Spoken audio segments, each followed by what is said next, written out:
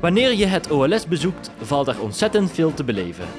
Er zijn talloze wedstrijden waaraan je als schutterij kunt deelnemen. Zo kun je bijvoorbeeld prijzen winnen voor de beste commandant, bordjesdrager, vaandeldrager, het mooiste koningspaar, beste bieleman, de mooiste keizer of keizerin. Er zijn marswedstrijden en concertwedstrijden en ja, nog veel meer.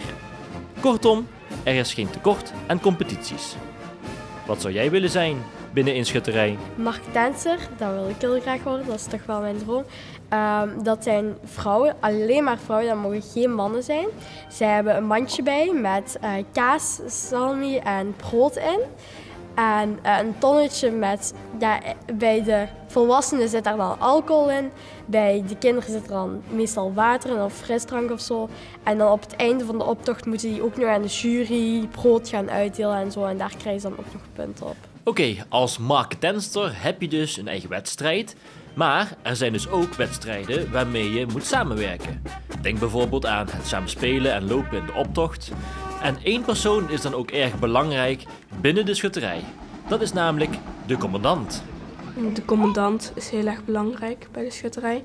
Die geeft alle commando's, bijvoorbeeld wanneer je moet gaan lopen, hoe je moet gaan opstellen, wanneer je moet stoppen, wanneer je de paradepas moet gaan lopen. En de drumband is ook best belangrijk, want anders heb je ook niet heel veel muziek. En daar draait het soort van ook wel een beetje om.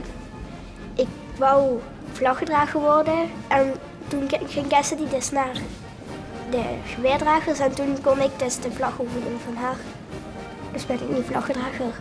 Je kunt dus in een schutterij kiezen wat je wilt, maar ja, het gaat niet altijd, want als ik nou koning wil worden, hoe zit dat dan precies? 1 keer per jaar heb je het koningsvogelschieten. Dat is een houten plaat.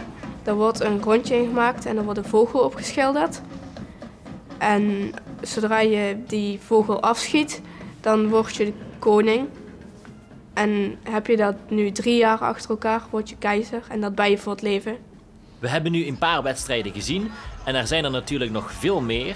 Maar bij de schutterij is er natuurlijk één wedstrijd die het bekendst is en ja, waarschijnlijk ook de populairste. Het leukste van allemaal is toch wel vaak het schieten.